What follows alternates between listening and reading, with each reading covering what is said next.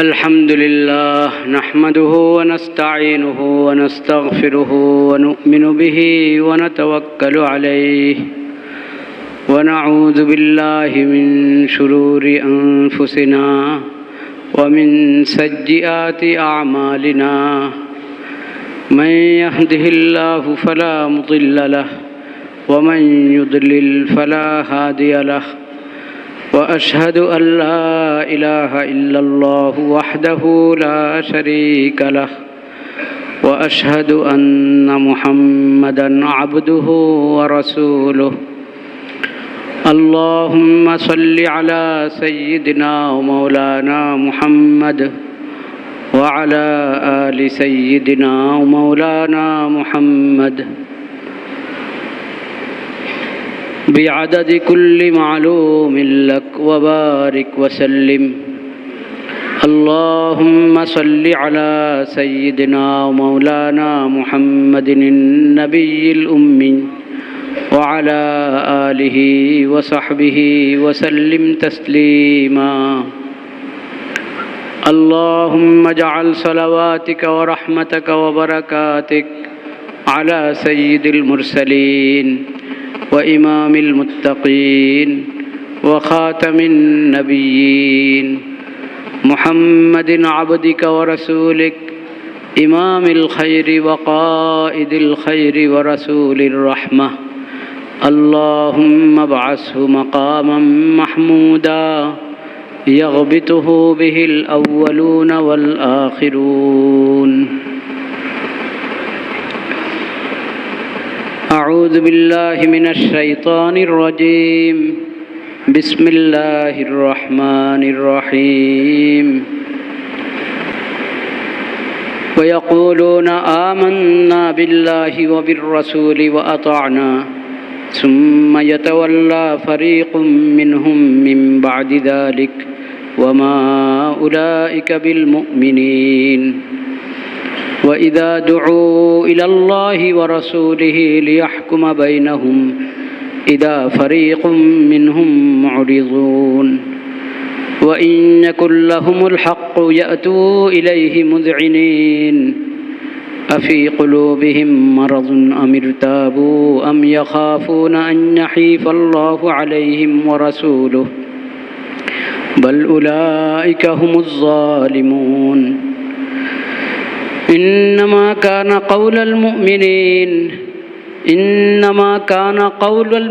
المؤمنين إذا دعوا إلى الله ورسوله ليحكم بينهم أن يقولوا سمعنا وأطعنا وأولئك هم المفلحون ومن يطع الله ورسوله ويخشى الله ويتقه فأولئك هم الفائزون صدق الله مولانا العظيم وصدق رسوله النبي الكريم ونحن على ذلك من الشاهدين والشاكرين والحمد لله رب العالمين আল্লাহ তাআলা আমাদেরকে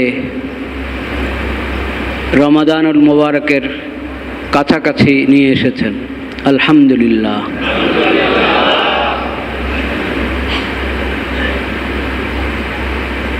আমাদের এই ভূখণ্ডে রজবের শাবানের নতুন চাঁদ দেখা যায়নি গত সন্ধ্যায় 29 রজবের সন্ধ্যায় শাবানের নতুন চাঁদ দেখা যায়নি পুরো দেশে তথ্য অনুযায়ী। সেই হিসাবে আজকে আমরা 30 রজবের 30 তারিখে আছি। আগামীকাল ইনশাআল্লাহ পহেলা শাবান হবে। শাবানের 29-এর সন্ধ্যায় যদি চাঁদ দেখা যায় রমাদানুল মুবারক শুরু হয়ে যাবে। চাঁদ না দেখা গেলে এর পরের দিন থেকে রমাদানুল মুবারক শুরু হবে। শাবান মাস রমজানের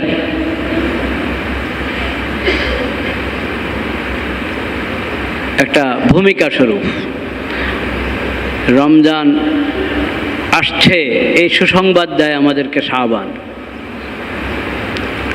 শাবান মাসে রসুল করিম সাল্লাল্লাহু আলাইহি ওয়াসাল্লাম বেশি বেশি নফল রোজা রাখতেন।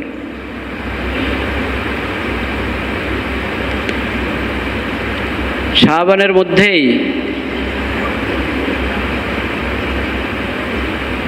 14 শাবান দিবাগত রাত একটি বিশেষ বরকত এবং ফজিলতের রাত। আল্লাহ হায়াতে রাখলে সামনের জুমায় এ বিষয়ে কিছু কথা হবে ইনশাআল্লাহ। আজকে আমি কোরআন কারীমের সূরাতুন নূর থেকে কয়েকটি আয়াত তেলাওয়াত করেছি। এই বিষয়ে সংক্ষেপে কিছু আলোচনা হবে ইনশাআল্লাহ।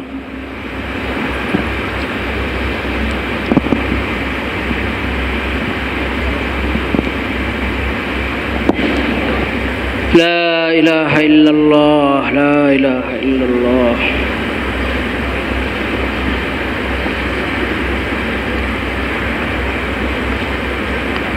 এই আয়াতগুলোতে সূরাতুন নূরের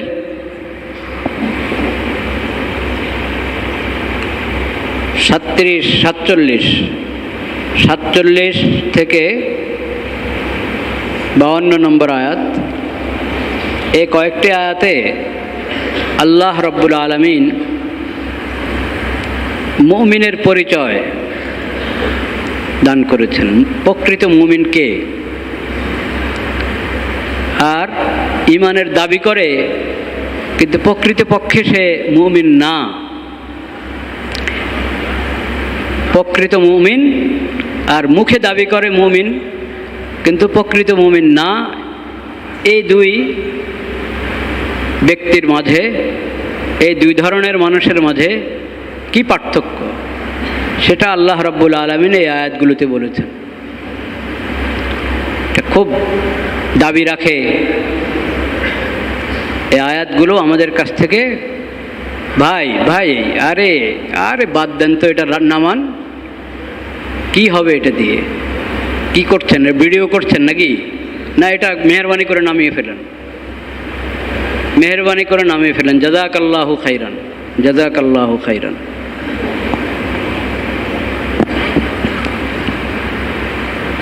কথা খেয়াল করে শুনি, এটাতে ফায়দা হবে ইনশাআল্লাহ।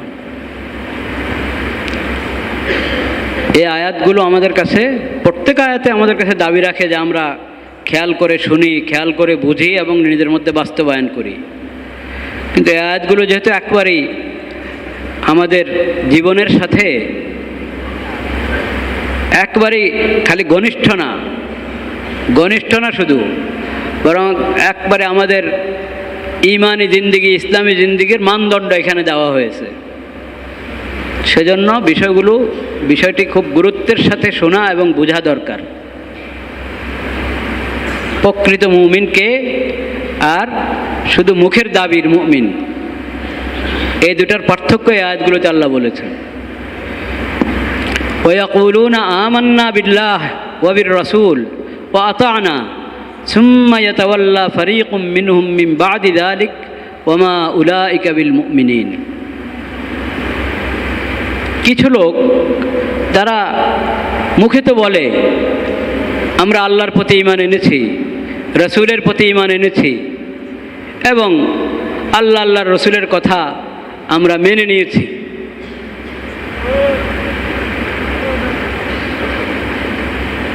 কিন্তু কার্যত দেখা যায় এরা আল্লাহর রসুলের আনুগত্য করে না। আল্লাহর দেওয়া শরীয়ত, আল্লাহর দেওয়া বিধান মানে না।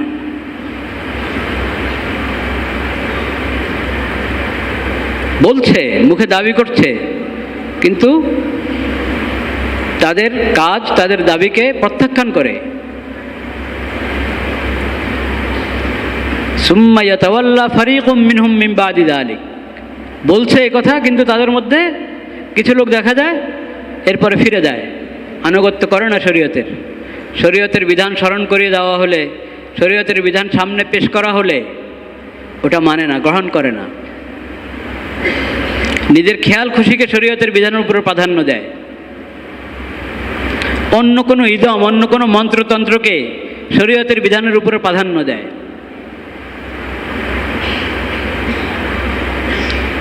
ওমা উলাইকা বিল মুমিনিন, আল্লাহ বলছেন এরা মুমিন নয়। এরা কি নয়? মুখে আমান্না বিল্লাহ বললাম, কিন্তু আল্লাহর দেওয়া শরীয়ত গ্রহণ করলাম না।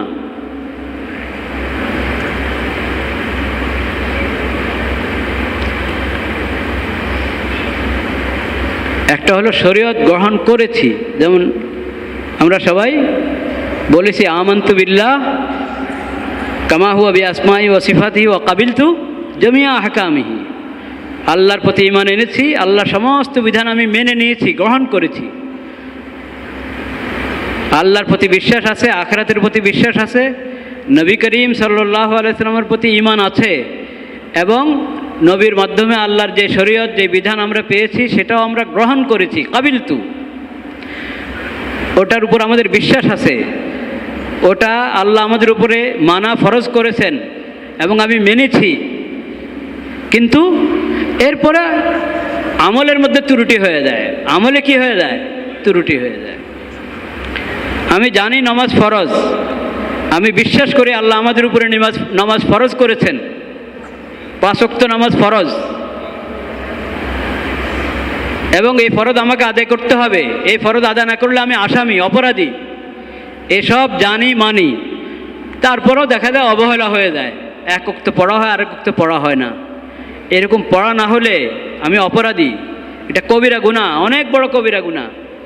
কিন্তু যেহেতু আমি আল্লাহর এই শরীয়ত মেনে নিয়েছি, সেজন্য শরীয়তের বিদ্রোহী বলা হবে না। এই লোককে শরীয়তের বিদ্রোহী বলা হবে না। সে শরীয়তের আনুগত্য করেছে, কিন্তু আমলের মধ্যে ত্রুটি হয়েছে। আমলের ত্রুটির কারণে সে গুনাহগার, সে গুনাহগার, অপরাধী, কিন্তু বিদ্রোহী না। যে লোক শরীয়তের বিদ্রোহী, বলে আমি মুমিন, মুসলিম, কালিমা পড়ে, কিন্তু শরীয়তকে গ্রহণে করে না, শরীয়তের বিধানকে প্রত্যাখ্যান করে, কাবিলতু জামিআ আহকামিহি, এটা তার অন্তরে নাই, অন্তরে এই বিশ্বাস নাই। তাদের কথা আল্লাহ বলছেন ওমা উলাইকা বিল মুমিনিন, ওমা উলাইকা বিল, এরা মুমিন না। মুমিন হতে হলে যেমন ঈমান থাকতে হবে, তেমন শরীয়তকে গ্রহণ করতে হবে। আমান্না বলল, আমান্তু বিল্লাহি ওয়া মালাইকাতিহি বলল, কিন্তু আল্লাহর দেওয়া শরীয়তকে গ্রহণ করে নাই। আল্লাহর দেওয়া শরীয়তের আমি আদিষ্ঠ আল্লাহর পক্ষ থেকে, এই শরীয়তের কোনো বিধান আমি যদি না আমলের মধ্যে না আনি, তাহলে আমি অপরাধী। এই কথা মানতে সে রাজি না। বাস ইমানের মধ্যে শেষ, শরীয়ত বলতে কিছু নাই, শরীয়ত মানতে হবে এমন কোনো কথা নাই। এই ধরনের চিন্তা, এই ধরনের কথা স্পষ্ট কুফর, স্পষ্ট কুফর। এমন হলে মুমিন হতে পারে না। ওমা উলাইকা বিল মুমিনিন, সূরাতুন নূর 24 নম্বর সূরা 47 নম্বর আয়াত। 24 নম্বর সূরা 47 নম্বর আয়াত। ওমা উলাইকা বিল মুমিনিন ওয়া ইযা দুউ ইলাল্লাহি ওয়া রাসূলিহি লিয়াহকুমা বাইনাহুম ইযা ফারীকুম মিনহুম মুরিদুন ওয়া ইন ইয়াকুল লাহুমুল হাক্কু ইয়াতু ইলাইহি মুযইনিন। এদের প্রকৃতি হলো, এদেরকে যখন আল্লাহ আল্লাহ রসুলের দিকে ডাকা হয়, যে একটা বিষয় নিয়ে তোমাদের মধ্যে দ্বন্দ্ব, তো তোমরা আসো আল্লাহর আদালতে, আসো আল্লাহ রসুলের আদালতে, আসো। আল্লাহ আল্লাহ রসুল ফায়সালা করে দিবেন, মীমাংসা করে দিবেন। এই কথা বললে ইদা ফারীকুম মিনহুম মুরিদুন, যারা আল্লাহর শরীয়ত মানে না তারা অন্যদিকে ফিরে যায়, আল্লাহ আল্লাহ রসুলের কাছ থেকে মীমাংসা নিতে রাজি হয় না। কেন? ওই যে শুধু মুখে ইমানের দাবি, দিল থেকে আল্লাহর শরীয়ত কি করে নাই? মানে নাই, আল্লাহর শরীয়তকে গ্রহণ করে নাই। এজন্য কোনো বিষয় মীমাংসা করার জন্য যখন আল্লাহ আল্লাহ রসুলের বিধানের দিকে ডাকা হয় তখন আর সে আসে না।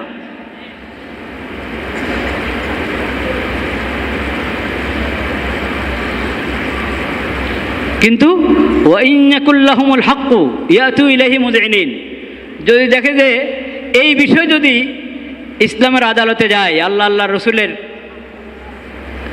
যেমন বিচার ফয়সালা করার জন্য আল্লাহ আল্লাহ রসুলের হুকুম, এমন আদালতে গেলে এখানে আমার স্বার্থ উদ্ধার হবে, আমার স্বার্থ কী হবে? উদ্ধার হবে। এই মামলাটার মধ্যে এখানে যদি আমি যাই তাহলে হকটা কে পাবে? কে পাবো? আমি পাবো। এখন আসবে, এখন আসবে ইনসাফ, ইনসাফের ভিত্তিতে ফয়সালা হবে। আসতে রাজি নাই, যেহেতু এখানে আমার পক্ষে কি হবে না? রায় হবে না। আমি অন্যায়ের উপরে আছি, আমার বিপক্ষে ফয়সালা হবে, এটা তো স্বাভাবিক, এটা মেনে নিতে হবে ঈমান থাকলে। ন্যায়ের ফয়সালা মেনে নেওয়া এটা তো ঈমানের দাবি, কিন্তু সে ন্যায়ের ফয়সালা মানবে না। তবে যে মামলাতে ন্যায়ের ফয়সালা ওইটাই যেটা তার দাবি, সেখানে সে এই আদালত মানতে রাজি আছে। তো এটা কি ইসলামে আদালত মানা নাকি নিজের স্বার্থ উদ্ধার করা?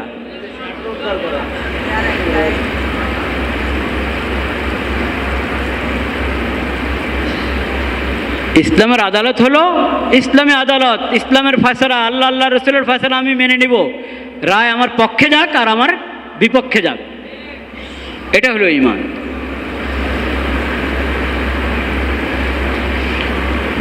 তো এই যে অভ্যাস কিছু লোকের যে কালিমা পড়ে কিন্তু আল্লাহর শরীয়ত গ্রহণ করে না, আল্লাহর বিধান মানে না,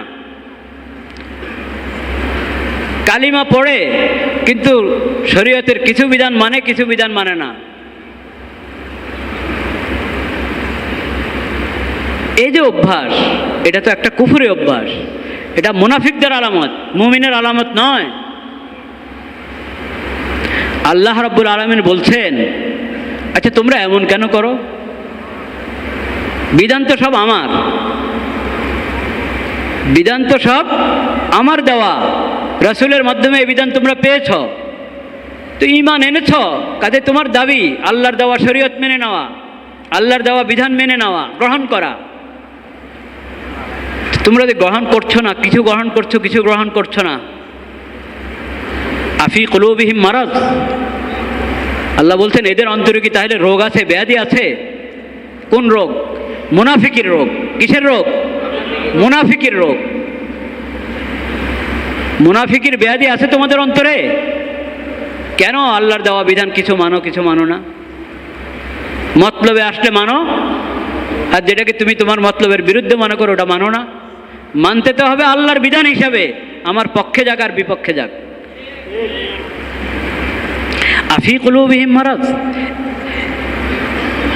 এই কাজ যারা করছে, কিছু বিধান মানে কিছু মানে না, তাহলে তাদের অন্তরে কি ব্যাধি আছে? আমির তাবু, নাকি আসলে তাদের আকীদার মধ্যেই দুর্বলতা রয়ে গেছে, সন্দেহ রয়ে গেছে, আকীদায় মজবুত হয় না, ইমানে মজবুত না, ইমানে পরিপক্ক না। বলছে আমান্তু, আসলে আমান্তু না, ভিতরে ভিতরে অনেক সন্দেহ সংশয়। যার ইসলামের আকীদার বিষয়ে সন্দেহ সংশয় থাকবে, কোরআনের প্রতি সংশয় সন্দেহ থাকবে, নবীর প্রতি সন্দেহ সংশয় থাকবে, সে আবার মুমিন হয় কিভাবে? ঈমান তো নামে হলো বিশ্বাস, দিল থেকে বিশ্বাস করবে, সব ধরনের সন্দেহ সংশয় থেকে মুক্ত হয়ে আল্লাহ বলেছেন, আল্লাহ রসুল বলেছেন, বাস আমান্না আমান্না আসলামনা আতানা, এটা হলো মুমিনের কাজ।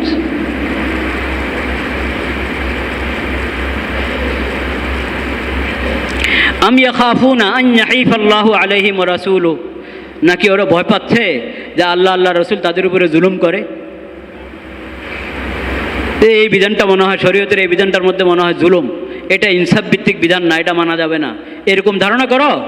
তো যে আল্লাহর ব্যাপারে এই ধারণা করে, এই ধারণা পোষণ করে আল্লাহ আল্লাহ রসুলের ব্যাপারে, যে আল্লাহ আল্লাহ রসুল নিজের আল্লাহ বান্দাদের প্রতি, রসুল উম্মতের প্রতি জুলুম করেছেন, নাউযুবিল্লাহ। এটা কি মুমিনের কাজ হতে পারে? কখনো না। বাল উলাইকা হুমুজ জালিমুন, আসল কথা হলো তোমরাই অত্যাচারী। যাদের আল্লাহ রসুলের প্রতি, আল্লাহর কোরআন রসুলের হাদিসের প্রতি সংশয় আছে, আসলে তারাই অত্যাচারী। তারাই কি অত্যাচার? আল্লাহ রসুল কখনো কারো উপরে কোনো অত্যাচার করেন না, করতে পারেন না। ভাইরা আমার, ঈমান আর ঈমানের দাবি। ঈমান, আমানতু বিল্লাহ, কালিমা পড়লাম, লা ইলাহা ইল্লাল্লাহ মুহাম্মাদুর রাসূলুল্লাহ। ঈমানের দাবি আল্লাহর শরীয়তকে গ্রহণ করা, আল্লাহর শরীয়তকে মেনে নেওয়া, আল্লাহর বিধানকে মেনে নেওয়া, আল্লাহর ইবাদত করতে হবে আমাকে, আমার উপরে আল্লাহর ইবাদত ফরজ, এই কথা অন্তর থেকে, দিল থেকে মেনে নেওয়া, গ্রহণ করা, এটা হলো ঈমানের প্রথম দাবি। দাবি ছাড়া ঈমান সাব্যস্তই হবে না। আর একটা হলো ঈমান এনেছি, আল্লাহর দেওয়া শরীয়তও মেনেছি, তাইলে এখন আমল করতে হবে কি হবে না? করতে হবে। এই আমলের মধ্যে যদি কখনো ত্রুটি হয়ে যায়, সেটার জন্য তওবা করতে হবে। সেটার জন্য কি করতে হবে? তওবা করতে হবে। আমলের ত্রুটি, ওই যে নামাজ প্রথম বিধান, কালিমার পরে প্রথম বিধান কি? 5 ওয়াক্ত ফরজ নামাজ। 5 ওয়াক্ত ফরজ নামাজ নবী করিম সাল্লাল্লাহু আলাইহি সাল্লাম বলেছেন, এবং কোরআন করিম থেকেও বোঝা যায় স্পষ্ট, সূরা তওবার আয়াত, বিভিন্ন আয়াত থেকে এটা স্পষ্ট যে মুমিন আর মুমিন নয়, মুসলিম আর অমুসলিমের মাঝে সবচেয়ে বড় পার্থক্য কি? নামাজ। আল্লাহ আমাকে ঈমান, মুমিন হওয়ার তৌফিক দান করেছেন, আমি মুমিন হতে পেরেছি, মুসলিম হতে পেরেছি, কিন্তু নামাজের প্রতি আমার গুরুত্ব নাই, নামাজের প্রতি গুরুত্ব নাই। এটা কি ঈমানের দাবি পুরো হলো? ইসলামের দাবি পুরো হলো? সবচেয়ে বড় ফরজ, সবচেয়ে বড় ইবাদত, এটার প্রতি আমার কোনো যত্ন নাই। দুনিয়াতে আমার কত পেরেশানি, কত কষ্ট, কত ঠেকা, কত অভাব অনটন, আহা! কিন্তু আল্লাহ তাআলা আমাদেরকে আল্লাহর দরবারে দাঁড়িয়ে আল্লাহর সঙ্গে কথা বলার সুযোগ করে দিয়েছেন 5 ওয়াক্ত ফরজ নামাজের মাধ্যমে, সুন্নত নামাজের মাধ্যমে, নফল নামাজের মাধ্যমে। ঠিক কি ঠিক? কিন্তু আমি নামাজের মধ্যে আসি না। যে নামাজে দাঁড়ালে অন্তরের প্রশান্তি, দিলের প্রশান্তি, সমস্ত পেরেশানি, সমস্ত টেনশন চলে যাবে, সেই নামাজের সঙ্গে আমার মহাব্বত নাই, আমার ভালোবাসা নেই। আহা! কোথায় আমার ঈমান? কোথায় আমার ইসলাম? আমি আমার বাবাকে দেখছি নামাজ পড়ে, তাও আমি নামাজে আসি না। মাকে দেখছি তাহাজ্জুদ পড়েন, আমি ফরজ নামাজে পড়ি না, ফজরের নামাজে পড়ি না, নাউযুবিল্লাহ। আমার ভাই নামাজি, আমি নামাজি হতে পারলাম না। আমার চারপাশে আযানের আওয়াজ শোনা যাচ্ছে, আল্লাহর পক্ষ থেকে আহ্বান করা হচ্ছে, আল্লাহু আকবার, আল্লাহু আকবার, আল্লাহু আকবার, আল্লাহু আকবার।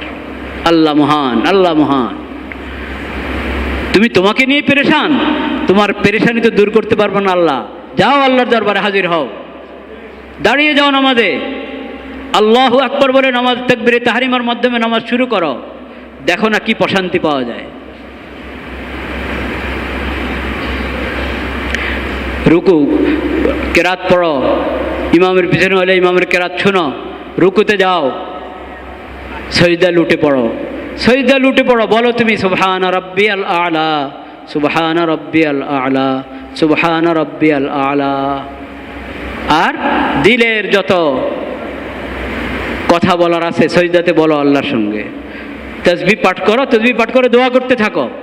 আপনি যখন একা নামাজ পড়বেন, সুন্নত নফল নামাজ একা পড়ছেন, তো সজদাতে 3 তাসবিহ, 5 তাসবিহ, 7 তাসবিহ যা পড়েন পড়ে এরপর আপনি দোয়া করতে থাকেন 5 মিনিট 10 মিনিট, কোনো মানে নেই।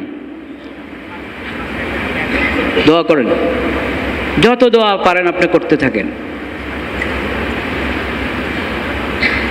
যত দোয়া পারেন দোয়া করতে থাকেন। দোয়া কবুল হওয়ার জায়গা এটা, সজদাটা দোয়া কবুল হওয়ার জায়গা। ফরজ নামাজেও ইমামের পিছনে যখন আসি, ইমাম উঠে গেলে আমরাও উঠে যাব, কিন্তু ইমাম সজদা থাকা অবস্থায় আমি 3 বার তাসবিহ পাঠ করার পরে দোয়া করার সুযোগ পেলাম, দোয়া করি, সংক্ষিপ্ত দোয়া। ফরজ নামাজও সজদাতে করতে পারি যতক্ষণ ইমামের সজদাতে আসেন, কিন্তু নফল নামাজে তো সুবর্ণ সুযোগ দোয়া করার, সজদাতে দোয়া করার। যত লম্বা করতে পারেন সজদা, তাসবিহর মাধ্যমে, দোয়ার মাধ্যমে সজদাকে দীর্ঘ করতে থাকেন। দোয়া করতে থাকেন।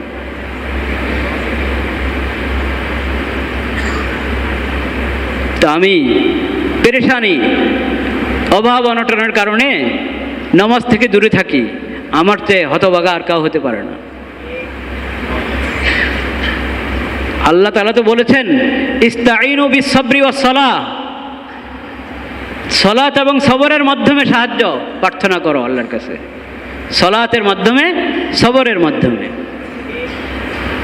ঘরে শান্তি নাই, ঘরে শান্তি নাই, ছেলেরা কথা শোনে না, স্ত্রী কষ্ট দেয়, গায়েল করে করে কথা বলে, বা স্ত্রীকে স্বামী কষ্ট দেয়, স্ত্রী কষ্ট দিচ্ছে বা কষ্ট পাচ্ছে, উভয়জনের সমাধান নামাজের মধ্যে। কোথায়? নামাজে। বিরক্ত হয়ে পেরেশান হয়ে যদি কেউ নামাজ ছেড়ে দেয়, তার চেয়ে হতভাগা আর কাউ নাই। কারণ এই যে তোমার কষ্ট পেরেশানি, এটা তো আল্লাহর পক্ষ থেকে পরীক্ষা। যখন আল্লাহর পক্ষ থেকে পরীক্ষা আসে তখন বেশি দৌড়াও আল্লাহর দিকে, আল্লাহর দিকে দৌড়াও, মসজিদে যাও, নামাজে দাঁড়াও। ফরজ নামাজ তোমার আল্লাহর কাছে সাহায্য প্রার্থনার জন্য ফরজ নামাজের চেয়ে উত্তম কোনো মাধ্যম আর হতে পারে না। ইস্তাঈনু বিস-সাবরি ওয়াস-সালাহ, সবর করো, ধৈর্য ধরো, সবর করো, আর সালাত আদায় করো। ফরজ সালাত তো বটেই, সুন্নত নামাজ এবং বেশি বেশি নফল পড়ার অভ্যাস গড়ে তোলো। নামাজটাই আল্লাহর কাছে প্রার্থনা। নামাজের মধ্যেও আমরা আল্লাহর কাছে প্রার্থনা করে থাকি, নামাজের পরেও প্রার্থনা করে থাকি, নামাজের মধ্যে সজদাতে দোয়া করে থাকি, নামাজের শেষে আত্তাহিয়াত এবং দুরূদ শরীফের পরে দোয়া করে থাকি। নামাজের আগে পরে নামাজের শেষে দোয়া আছে, কিন্তু এটা ছাড়াও খোদ নামাজটাই একটা দোয়া। বলেন আলহামদুলিল্লাহ। নামাজটাই আল্লাহর কাছে সাহায্য কামনা করার সর্বোত্তম এবং সর্বোচ্চ সবচেয়ে শক্তিশালী মাধ্যম, বিশেষ করে ফরজ নামাজ। বিশেষ করে কি? ফরজ নামাজ। আমরা সূরা ফাতিহাতে পড়ি না, ইয়্যাকা না'বুদু ওয়া ইয়্যাকা নাস্তাঈন। সূরা ফাতিহাতে ইয়্যাকা না'বুদু ওয়া ইয়্যাকা নাস্তাঈন, আমি আল্লাহরই ইবাদত করি, আমরা আল্লাহরই ইবাদত করি, আমরা একমাত্র আল্লাহর কাছেই প্রার্থনা কামনা করি, প্রার্থনা চাই। তো নামাজটাই আল্লাহর কাছ থেকে উসুল করার জন্য, মুসিবত দূর করানোর জন্য, নিজের নেক আশা নেক তামান্না জরুরত পুরা করার জন্য নামাজটা সর্বোচ্চ মাধ্যম, বিশেষ করে ফরজ নামাজ। গুনাহ ছাড়তে চাই, ফরজ নামাজ গুরুত্বের সাথে আদায় করি, গুনাহ ছাড়া আসান হবে, সহজ হয়ে যাবে। নিজের দুনিয়াবি জরুরত, দ্বীনি জরুরত পুরা করতে চাই, ফরজ নামাজ গুরুত্বের সাথে পড়ি, আদায় করি, আল্লাহ জরুরত পুরা করে দিবেন, একদিন আগে আর একদিন পরে, এইভাবে বা ওইভাবে। আমি যেভাবে চাই চিন্তা করি ঠিক সেইভাবেই সব কিছু হবে, এই ধারণা করা তো উচিত না, এটা তো উচিত না। আল্লাহর উপর ছেড়ে দিতে হবে। উফাউযিদু আমরি ইলাল্লাহ ইন্নাল্লাহা বাসীরুম বিল ইবাদ। ভাইরা আমার, ঈমানের দাবি হলো আল্লাহর শরীয়ত, আল্লাহর বিধান গ্রহণ করা, আল্লাহর ইবাদত আদায় করা, আল্লাহর দেওয়া বিধিবিধান হালাল হারাম জায়েজ না জায়েজ মেনে চলা, এটা ঈমানের দাবি। এই শরীয়ত গ্রহণ করা তো ঈমান সাব্যস্ত হওয়ার জন্যই জরুরি। আর আমার ঈমানি লাইনে, ইসলামের লাইনে আমার তারাক্কি হওয়ার জন্য এই শরীয়তকে আমার আমলি জিন্দেগিতে বাস্তবায়ন করা জরুরি। বিশেষ করে আল্লাহর ফরজগুলো আদায় করা, আল্লাহর হারাম, আল্লাহ যা হারাম করেছেন ওটা থেকে দূরে থাকা, আর এর চেয়ে আরও গুরুত্বের সাথে 5 ওয়াক্ত ফরজ নামাজে অভ্যস্ত হওয়া। এই ফরজ নামাজ আল্লাহর সাথে, আমরা গুনাহগার বান্দা হয়েও আল্লাহর সাথে কথা বলার সুযোগ এই ফরজ নামাজের মধ্যে। ফরজ নামাজ আল্লাহ আমাদেরকে ডাকছেন, আসো আমার দরবারে, আমার সঙ্গে কথা বলো। এই যে আযান, এই আযান তো আল্লাহর পক্ষ থেকে ডাক, আল্লাহর পক্ষ থেকে ডাক, বান্দা আসো আমার মসজিদে, আমার ঘরে আসো, আমার ঘরে আসো, সারিবদ্ধ হয়ে দাঁড়িয়ে যাও ইমামের পিছনে, আমাকে স্মরণ করো। আকিমিস সালাতা লিযিকরি, আমাকে স্মরণ করো, যেভাবে নবী শিখিয়েছেন এই তাকবীরে তাহরিমা থেকে সালাম পর্যন্ত 2 রাকাত ফরজ নামাজ, 4 রাকাত ফরজ নামাজ, 3 রাকাত ফরজ নামাজ, সূরা ফাতিহা পড়ো, রুকু করো, সিজদা করো, আর তাহিয়াত পড়ো, যেভাবে তোমাদের নবী তোমাদেরকে শিখিয়েছেন এইভাবে ফরজ নামাজের মাধ্যমে আমার ইবাদত করো, আমার কাছ থেকে সাহায্য কামনা করো। আল্লাহ ডাকছেন, আল্লাহ ডাকছেন, আর আমি উদাসীন হয়ে আছি। মনে হয় যেন আমার মনে হয় আমার ভাষাটা কেমন হয়, আল্লাহ ডাকছেন আর আমি মসজিদে আসলাম না, নামাজ আদায় করলাম না, ঘরও আদায় করলাম না, দোকানও আদায় করলাম না, তাহলে এটার অর্থ কী দাঁড়ায় বলেন তো? কী দাঁড়ায় এটার অর্থ? এটার অর্থ দাঁড়ায় হলো আপনি তো ডাকতেছেন কিন্তু আমার সময় নেই, আপনি তো ডাকতেছেন কিন্তু আমি পারবো না। কথা কি এমন দাঁড়ায় না? এটাই তো দাঁড়ায় কথা। তাহলে আমাদের ঈমান কত দুর্বল তখন। আল্লাহর ডাকে সাড়া দিয়ে ফরজ নামাজ আদায় করছি না, ওই সময় আমাদের ঈমানের হালাতটা কি হয় বলেন? কত নড়বড়, কত দুর্বল হয়ে যায় ঈমানের, থাকে কিনা আল্লাহ না জানেন। আল্লাহ ডাকছেন, আমার কোনো খবরে নেই, উদাসীন। আজান হয়ে যাচ্ছে, সব মসজিদে আজান হচ্ছে, আচ্ছা হয়েছে আর কি। মসজিদেও আসলাম না, নিজের জায়গা থেকেও না 2 রাকাত ফরজ নামাজ, 4 রাকাত ফরজ নামাজ আদায় করলাম না। বলেন নাউজুবিল্লাহ। এটা মুমিনের কাজ কখনো হতে পারে না। ভাইরা, দাওয়াত, যারা নামাজি তারা নিজেকে দাওয়াত দিই যে আমার নামাজ যাতে আরও সুন্দর হয়, আমার নামাজ যাতে আরও সুন্দর হয়, আমার নামাজ যাতে আমাকে গুনাহ থেকে বাঁচিয়ে রাখে, অশ্লীল কথা, অশ্লীল চিন্তা, অশ্লীল কাজ থেকে বাঁচিয়ে রাখে। এবং অন্য ভাইদেরকে দাওয়াত দিই যাদের নামাজ এখনও নিয়মিত না, যারা নিয়মিত মুসল্লি হয় নাই, তাদেরকে নিয়মিত মুসল্লি হওয়ার জন্য আমি ফিকির করি, মেহনত করি, যাতে 5 ওয়াক্ত নামাজে অভ্যস্ত হয়ে যায় তারা। যারা 5 ওয়াক্ত নামাজ আদায় করে কিন্তু 1-2 ওয়াক্ত মসজিদে আসে, অন্য ওয়াক্তে মসজিদে আসে না, তাদেরকে মসজিদমুখী করার, মসজিদে 5 ওয়াক্ত নামাজে হাজির করার জন্য আমি মেহনত করি। এইরকম মেহনত অনেক বড় দাওয়াতের কাজ, ঠিক না বেঠিক? দাওয়াত, ইসলামের দাওয়াত অনেক ব্যাপক, অনেক বিস্তৃত। কিন্তু যদি একটু আমলও আমি শুরু করি যে আমি আমার পরিবারের সবাইকে নামাজি বানাবো, ওয়ামুর আহলাকা বিসসালাত, আল্লাহর নির্দেশ কোরআনে, ওয়ামুর আহলাকা বিসসালাত, তোমার পরিবারের লোকদেরকে তুমি সালাতের নির্দেশ দাও।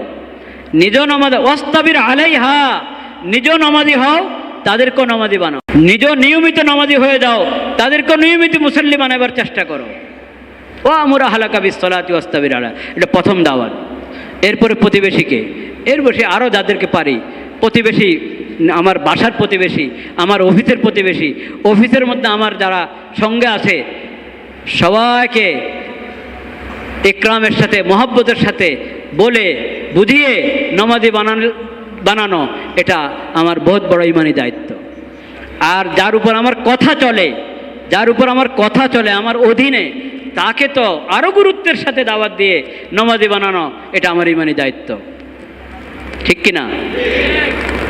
এরকমই দাওয়াতের একটা ফিকির নিয়ে টঙ্গীতে ইজতেমা হচ্ছে 31 জানুয়ারি, 1 ফেব্রুয়ারি, 2 ফেব্রুয়ারি, সূরা নিজামের ইজতেমা। এরপরে আবার সোমবার, মঙ্গলবার, বুধবার, আরও 3 দিন। রবিবারে প্রথম পর্বের মুনাজাত, সোম, মঙ্গল, বুধ, আরও 3 দিন। এটা দ্বিতীয় পর্বে, সূরা নিজামের এই দ্বিতীয় পর্বে ইজতেমা। কারণ সব জেলার লোক একসাথে একত্র হলে জায়গা হয় না, কষ্ট হয়ে যায়। এজন্য ভাগ করে, পুরো দেশকে ভাগ করে 2 পর্বে ইজতেমা হচ্ছে। প্রথম পর্ব চলছে, দ্বিতীয় পর্ব হচ্ছে, সূরা নিজামের 2 পর্বে ইজতেমা। আল্লাহ রাব্বুল আলামিন আমাদেরকে এই মেহনতের সাথেও কিছু যুক্ত হয়ে শিখা, দাওয়াতের একটা ফিকির নিজের মধ্যে পয়দা করা এবং এই নামাজের দাওয়াতের মাধ্যমেই মেহনত শুরু করা তৌফিক আমাদেরকে আল্লাহ তাআলা দান করেন। ওয়া আখিরু দাওয়ানা আলহামদুলিল্লাহি রাব্বিল আলামিন।